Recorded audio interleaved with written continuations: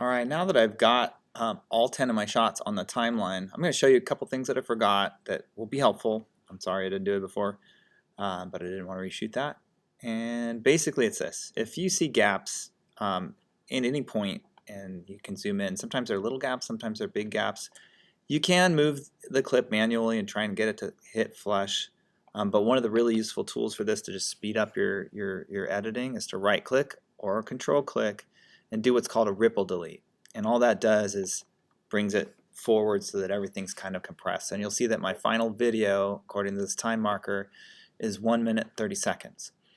Now it might be tempting to take this song and just compress it, but there's no real natural ending to it. And there's a nice little AI tool that I wanted to show you that if your song is longer than your final video, you probably want to use that. And that's going to be here. All these tools, generally you're using mostly the selection tool, sometimes text, sometimes Razor, and there's a lot more we could get into, but I don't really get into it because unless you need it, it's just better to work with fewer tools. However, if you click this one and hold it, you'll see what's called the remix tool. And the remix tool allows you to shorten the song, and when you do that, it's basically rewriting and analyzing using artificial intelligence to create something that has kind of a beginning and a middle and an end, but fits the time that you need it to. So all those squiggly lines are edits in places where it's jumping to another part in the song, and now the song matches the time of my sequence much better than it would if I didn't do that. And again, I'm just kind of rolling and learning, teaching as I go. I'm using the selection tool again, going back to that. I can see all of the clips, and I don't really, okay, there it is. That's what I'm trying to do.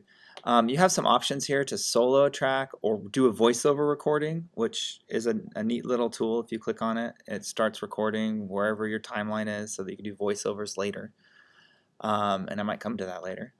But this is basically what I'm asking you to do, is to just mute or be at least aware that you can mute this track so that the only thing the audience is going to hear that song. Now you can leave it on, but a lot of times you're having to do things like balance your audio levels, and that's going to be something we talk about a little bit later, but the gist of it is if you bring the volume down or up, it's this white line on the audio track.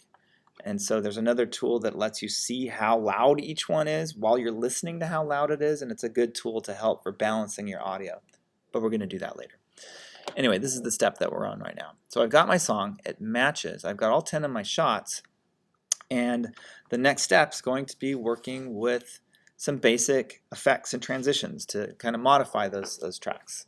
So that's going to be the next video.